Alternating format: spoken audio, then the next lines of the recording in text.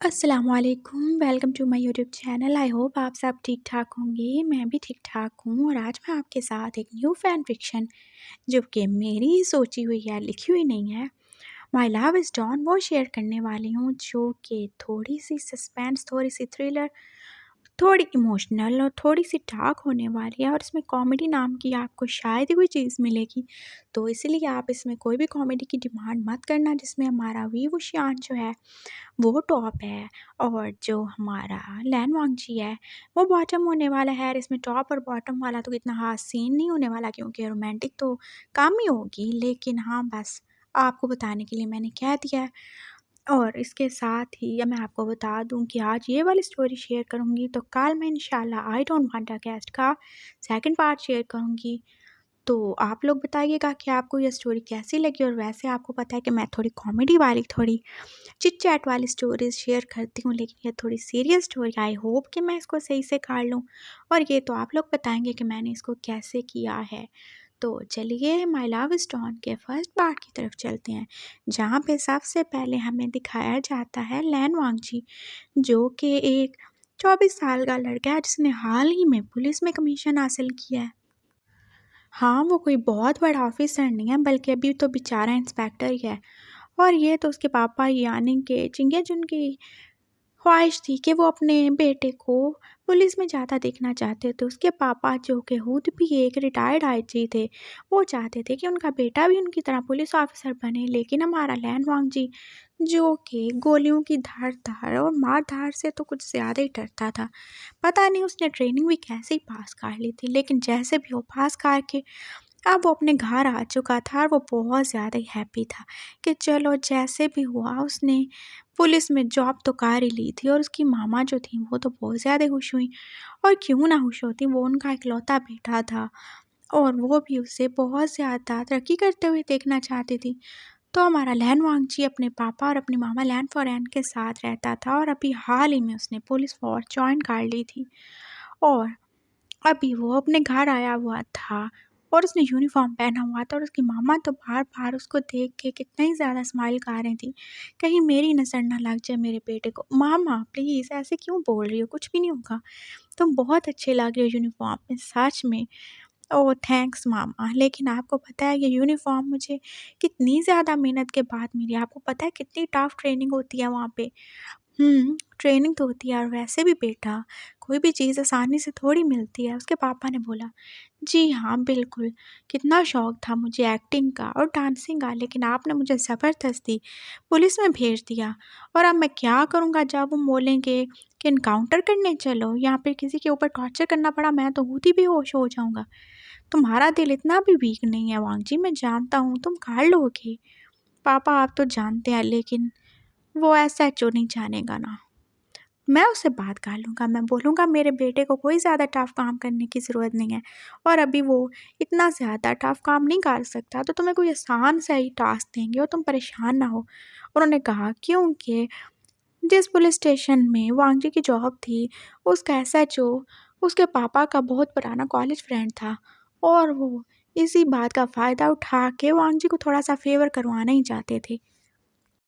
और अभी वो सारे बैठ के बातें कर रहे थे कि अचानक उसके पापा के एक और दोस्त जो कि वैन रोहान थे, वो भी उनकी तरफ आ गए थे और वो कितने ज़्यादा फ्लावर्स और कितनी ज़्यादा स्वीट्स लेकर आए थे, क्योंकि वो वांगजी को कॉन्ग्रेचुलेट जो करने आए थे, फाइनली उसकी पुलिस में जॉब लग चुकी थी।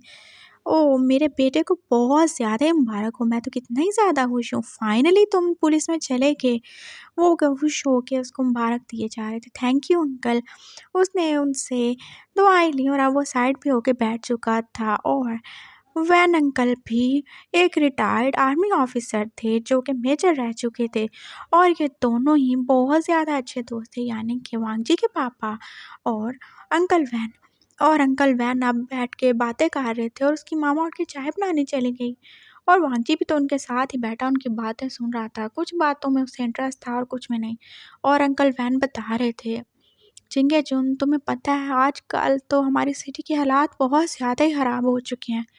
हाँ, मैंने न्यूज़ में देखा था, शहर में कोई नया गैंग एक्टिव हो चुका है और उसका लीडर तो बहुत ही ज़्यादा क्रूर है। हाँ, वो बहुत ज़्यादा बुरा है, बहुत ज़्यादा ज़ालिम है। लेकिन मैंने सुना है कि उसने आज तक किसी आम आदमी को नहीं मारा, ना किसी को टॉर्चर किया। हाँ, ये तो सही है, लेकिन मैंने ये भी सुना है कि वो इतना ज़्यादा डेंजरस है कि वो अपने साथ वाले जितने भी गैंगस्टर हैं, वो तो उनके साथ बहुत ही बुरा करता है। और अब वांगची का भी इंटरेस्ट पैदा हो रहा था। क्या बात? कौन-सा गैंग? कौन-सा गैंगस्टर? मुझे भी बताएँ ना अंकल। हाँ, बताता हूँ, तुम्हें तो पता होना चाहिए ना, तुम तो पुलिस में हो। अंकल, मैं अभी पुलिस में गया हूँ, मुझे अपनी जॉब के बारे में इतना कुछ अभी पता नहीं है, तो आप बताएँ किसकी बात कर रहे थे? हाँ, मैं तुम्हें बता रहा था कि वो जो नया डॉन आया है, वो बहुत ज़्यादा ही डेंजरस है और वो तो गैंगस्टर लोगों के साथ पहले कॉन्ट्रैक्ट साइन करता है और ना जाने उसने आते ही 1 महीने में कितने ही लोगों को मार दिया और वो सब के सब कितने बड़े गैंगस्टर थे। तो फिर तो वो अच्छा हुआ ना जो आप सब लोगों की हेल्प कर रहा है। हाँ, हेल्प कर रहा है, लेकिन वो बहुत ज़्यादा ही डेंजरस है, तुम्हें नहीं पता? वो तो ऐसे ही लोगों को मारे जा रहा है। अरे वो गैंगस्टर थे तो क्या हुआ? क्या उनकी लाइफ नहीं थी? अंकल रोहान कह रहे थे। तो वो क्यों मार रहा है? आपको पता करना चाहिए था। मैं कैसे पता कर सकता हूँ? मेरा तो इस फ़ील्ड से कोई ताल्लुक नहीं है, कोई लेना-देना नहीं है। हाँ, लेकिन बात हो रही थी कि शायद अब उसके लिए आर्मी फ़ोर्स को ही भेजा जाए जो कि उससे मुकाबला करेगी, क्योंकि पुलिस तो कुछ कर नहीं रही। अंकल, ऐसे कैसे आर्मी आएगी? हम क्या पुलिस वाले मर गए हैं? मैं हूँ तो उसे पकड़ूँगा। और उसके पापा एकदम से उसे देखने लगे। क्या सच में तुम पकड़ोगे? हाँ, मैं पकड़ूँगा। क्यों? मैं नहीं पकड़ सकता क्या? मैं अपनी जॉब के साथ बिल्कुल लॉयल हूँ और मैं पूरी कोशिश करूँगा कि मैं उसको रोक सकूँ। हाँ, अभी तो उसके बारे में इतनी ज़्यादा इन्फॉर्मेशन नहीं है। पता नहीं वो कहाँ से ये आ गया, पूरे 1 महीना ही तो हुआ था कि उसे आए हुए। और उसने तो जैसे पूरे शहर में तबाही मचा दी है और आज तो वो गैंगस्टर्स को मारा है, लेकिन क्या गारंटी है कल को वो आम सिविलियन लोगों को भी मारना शुरू कर देगा तो? और शायद पुलिस वालों को भी उसने 1-2 को मारा था। मैंने न्यूज़ में देखा है, अंकल रोहान उसे बता रहे थे। फिर तो वो सच में बुरा आदमी हुआ, मुझे लगा कि वो सिर्फ़ गैंगस्टर्स को मारता है। नहीं, तुम्हें नहीं पता उसने बहुत सारे पुलिस वालों को भी मारा है और हाँ, 2-3 आर्मी वालों को भी। अभी कुछ दिन पहले तो न्यूज़ देखी थी मैंने, वो बता रहे थे और वांगजी चुप भी हो गया था। उसको पकड़ना ही पड़ेगा। और फिर वो अपनी जॉब पे जा चुका था और आज उनके ऑफ़िस में ख़ास किस्म की मीटिंग ही थी, जहाँ पर उनका इंस्ट्रक्टर उन्हें बता रहा था कि उन्हें उस डॉन को पकड़ना है, जो कि ब्लैक बनी के नाम से जाना जाता है और जो अभी 1 महीना पहले ही शंघाई में आया था। और उसे याद आया, अंकल रोहान ने भी तो उसी की बात की थी और फिर वो दिखा रहे थे मुख्तलिफ तस्वीरें जो शायद दूर के कैमरों से ली गई थीं। ये ब्लैक बनी है। उन्होंने दिखाया और वांगजी तो उसे इतना ज़्यादा सही से देख नहीं सका, उसने बस उसके ब्लैक ड्रेस को ही देखा था। हाँ, लॉन्ग ब्लैक कोट और उसके लॉन्ग शूज़ और उसने ग्लासेस लगा रखे थे, वो भी ब्लैक कलर के ही। और उसके कंधों तक आते बाल, जो कि हवा में उड़ ही रहे थे और तस्वीर दूर से ही ली गई थी। और वो कितना ही ज़्यादा सीरियस लग रहा था। वांगजी बस उसका एक साइड पोज़ ही देख सका था, क्योंकि वो तस्वीरें दूर से कैमरों से ली गई थी। कोई सीधी तस्वीर तो थी ही नहीं जो वो उसकी शक्ल सही से देख पाता। हाँ, उसने एक बात नोट की थी कि वो इंसान पूरा का पूरा जैसे ब्लैक कलर में लिपटा हुआ था। उसके जूतों से लेके ड्रेस तक, उसके बेल्ट से लेकर उसके हाथ में पकड़ी गन तक, सभी तो एकदम ब्लैक ही थे। शायद उसे ब्लैक बहुत ही ज़्यादा पसंद था। वांगजी अब देख रहा था उसकी तरफ और वो शक्ल से जितना भी वांगजी ने उसे देखा तो उसे तो बिल्कुल डेंजरस नहीं लग रहा था। वो तो यही सोच रहा था, ये कितना ज़्यादा हैंडसम बंदा है, ये तो कहीं से डॉन नहीं लगता। क्या कह रहे हो तुम? उसके साथ बैठे उसके फ्रेंड, जो कि उसी के साथ अभी-अभी पुलिस में आया था, सॉन्ग लैन, उसने कहा था, "कैसी बातें कर रहे हो तुम? तुम डॉन के बारे में ऐसा कैसे बोल सकते हो?" नहीं, मैं तो यही कह रहा हूँ कि जितना मैंने उसको देखा है, वो तो कितना ज़्यादा हैंडसम लग रहा है। देखो कितना सीरियस सा फेस है उसका। हाँ, सीरियस नहीं, डेंजरस बोलो, कितना ज़्यादा क्रूअल है वो। तुम्हें नहीं पता उसने कितने पुलिस वालों और कितने आर्मी वालों की भी जान ले लिया है और गैंगस्टर्स को तो जैसे वो मार ही जा रहा है, पता नहीं वो क्या ही करना चाहता है। शायद वो सबको मार के अकेला उस पूरे इलाके पे राज करना चाहता है। तुम ऐसे इंसान के लिए इतना अच्छा-अच्छा कैसे बोल सकते हो? अच्छा, आई एम सॉरी। क्या हो रहा है ये सब? आप उनके एसएचओ ने उनकी तरफ देखा। कुछ नहीं सर, हम तो बस डॉन को पकड़ने की प्लानिंग कर रहे थे। अच्छा, कर ही ना लो तुम प्लानिंग। आप उधर ध्यान से देखो। उसने उन्हें कहा और वो चुप होके आप देखने लगे और अब वो सब प्लान बना रहे थे। और फिर इंस्ट्रक्टर ने उन्हें बताया, हमें पता चला है कि वो आज फिर से सनराइज क्लब में आने वाला है और शायद वो किसी और टॉन से कॉन्ट्रैक्ट साइन करने वाला है, किसी गैंगस्टर से। और अगर हम वहाँ पे उसे पकड़ लें तो ये बहुत अच्छा ही होगा। तो मैंने तो यही प्लान बनाया, आप सब लोग क्या कहते हैं? हाँ सर, बहुत अच्छी बात है, हमें ज़रूर पकड़ना चाहिए। मैं क्लब में जाऊँगा, मैं पकड़ के लाऊँगा उसे, लैन वांग जी ने कहा। और सब उसकी तरफ देख के हँस ही रहे थे। ये जो जुम्मा जुम्मा 8 दिन पहले ही पुलिस में आया था, कैसे ज़ोर से बोले जा रहा था। क्या हुआ? क्या मैं नहीं पकड़ सकता? हाँ, लेकिन ये थोड़ा हमारा सीक्रेट ऑपरेशन होने वाला है, तुम कैसे?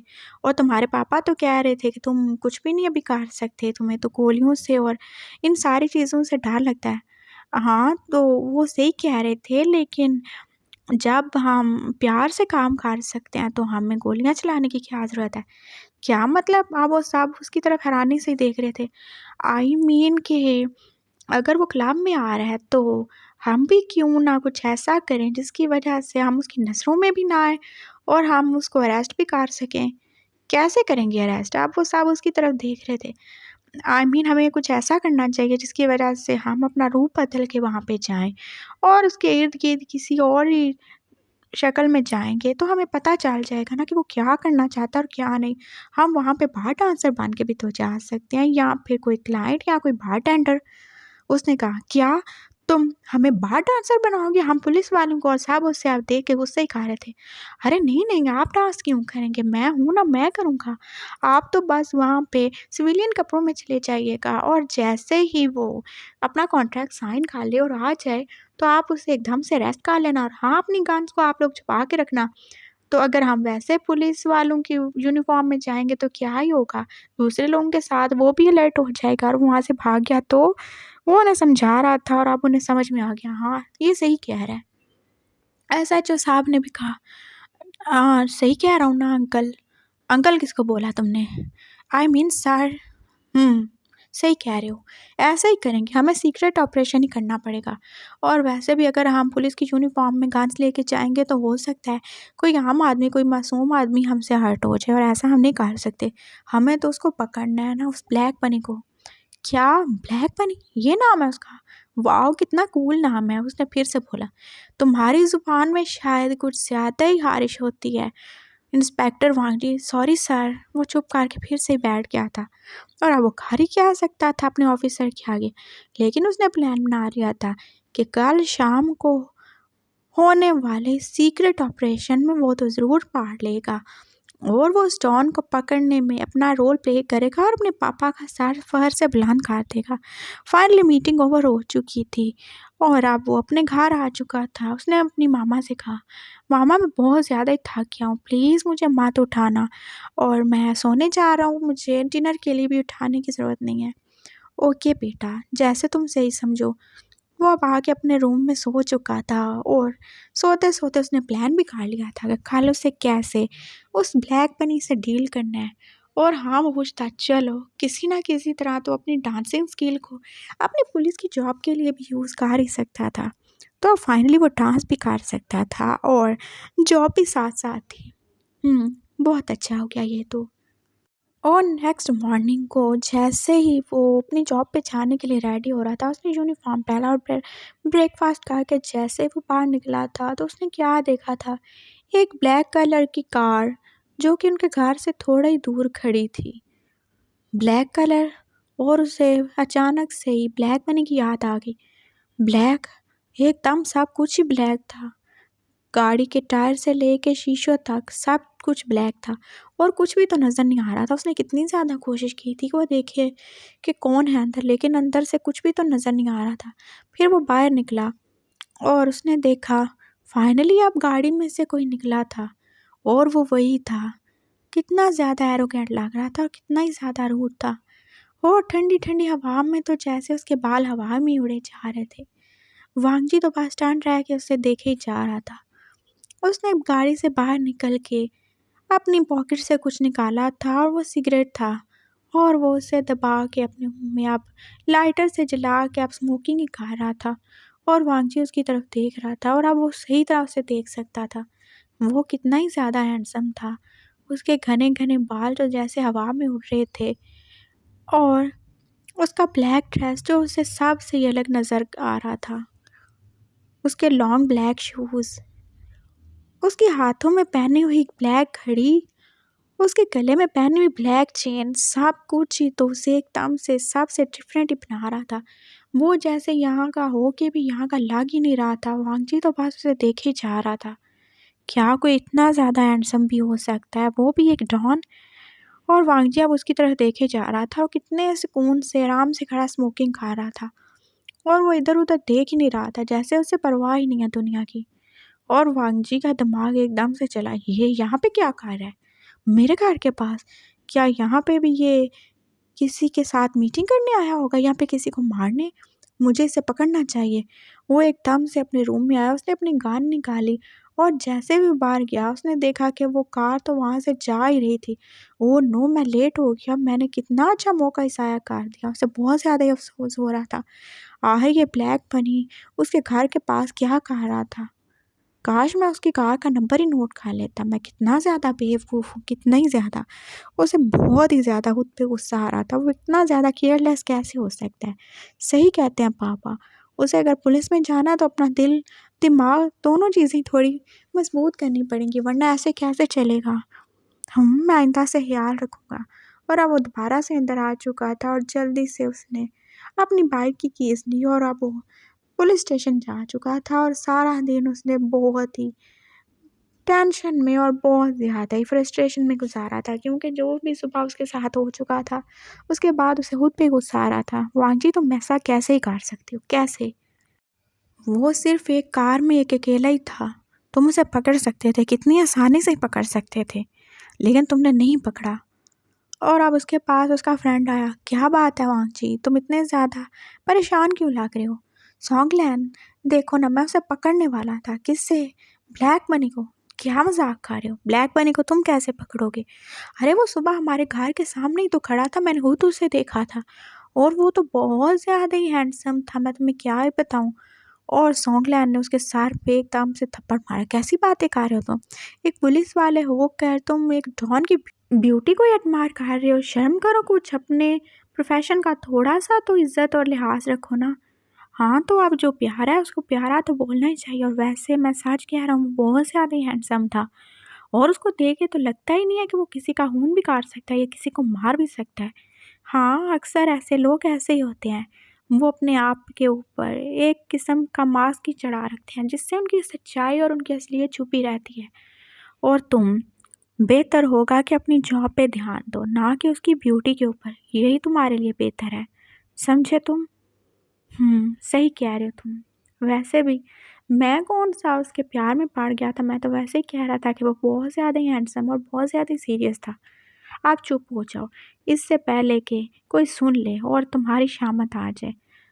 और फिर शाम हो चुकी थी। उसने अपने घर में कॉल कर दी थी कि आज वो सब एक मिशन के लिए जा रहे हैं, सीक्रेट ऑपरेशन के लिए, क्योंकि आज उन्हें ब्लैक मनी को जो पकड़ना है।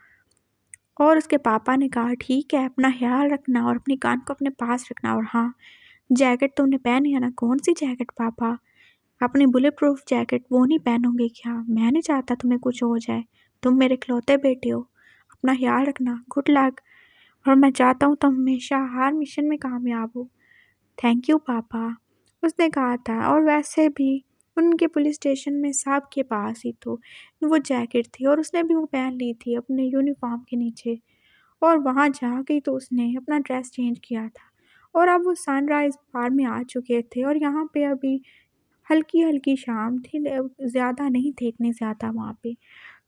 और अब वो सब वेट कर रहे थे। किसी ने वेटर का तो किसी ने बारटेंडर का रोल संभाल लिया था और कोई वैसे ही जाके टेबल पे बैठ चुका था। वो कहीं से पुलिस वाले लग ही नहीं रहे थे।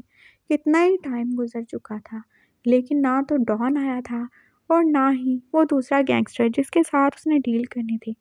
और वांगजी, वो तो कब से वेट ही कर रहा था ना, कब आएगा वो। और फाइनली रात के 9 ही बजने वाले थे जब उन्होंने देखा कि वो कोई गैंगस्टर ही था जो अपनी शक्ल से बहुत ज़्यादा खड़ूस और खतरनाक सा नज़र आ रहा था। उसके साथ उसके चेले भी थे जो कि वहाँ आके के टेबल पे बैठ चुका था। तो वांगजी ने सोचा क्यों ना हम पहले ही से ही रेस्ट कर लें। उसके 2 सॉन्ग लेने का, चुप करो, हमें इसे नहीं, हमें उसे अरेस्ट करना है, वो ज़्यादा बड़ा डेंजर है और उसी को पकड़ने हम आए हैं। अपनी ज़ुबान बंद रखो और अपने दिमाग को चलाना फ़िलहाल के लिए ज़रा रोक दो, समझ आए तुम्हें? ओके। और अब थोड़ी देर के बाद ब्लैक बनी भी आ चुका था और वांग जी फिर से उसको देख रहा था। वो जब भी ब्लैक ड्रेस में था, पूरा का पूरा ब्लैक। हाँ, लेकिन अब उसकी ग्लासेस नहीं थी और वांग जी उसकी तरफ देख रहा था। उसकी आंखें वो कितनी ज़्यादा प्यारी थी, एकदम से बड़ी-बड़ी ब्राउन आंखें, जो कि किसी को भी अपने अंदर कैद करने के लिए काफ़ी थी। और वांग जी को लगा वो तो सच में उसमें खो ही जाएगा और उसने अपने दिल से पूछा, वांग जी, ये क्या हो गया तुम्हें? तुम कैसे सोच सकते हो ऐसा उसके बारे में? तुम्हें पता है ना वो कौन है? वो एक क्रिमिनल है, वो एक गैंगस्टर है, डॉन है, तुम कैसे उसके बारे में सोच सकते हो? और उसका दिल आगे से चुप ही था और दिल कब बोलता है? और फिर वांग जी ने खुद से ही सवाल किया, मैं ऐसा कैसे सोच सकता हूँ? मैं एक नॉर्मल लड़का हूँ, मैं गे नहीं हूँ, मैं कैसे एक दूसरे आदमी से अट्रैक्ट हो सकता हूँ, जो कि शायद एज में भी मुझसे बड़ा है और कितना ज़्यादा सीरियस और कितना ज़्यादा डेंजरस है। नहीं, मैं ऐसा नहीं सोच सकता।